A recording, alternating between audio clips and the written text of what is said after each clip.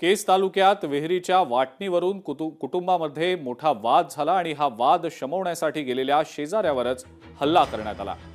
आरोपी राजेंद्र सांगळे यानं शेजाऱ्याच्याच पोटात सुरा खुपसल्याचं समजतंय। सुंदर सांगळेंवर खासगी रुग्णालयात सध्या उपचार सुरू आहे। आरोपीवर कठोर कारवाई करावी अशी मागणी जखमीच्या नातेवाईकांनी केलेली आहे।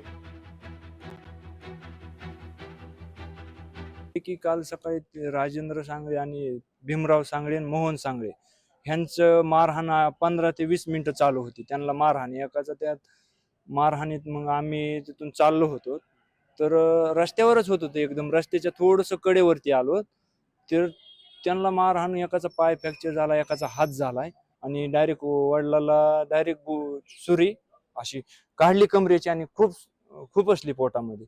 तर याच्यामध्ये वडिलांना खूप जखमी झालेत, खोलवर इजा झालेली आहे आणि ह्याच्याबद्दल आम्हाला कठोरात कठोर शिक्षा व्हावी अशी आमची SP साहेबाकडे मागणी आहे।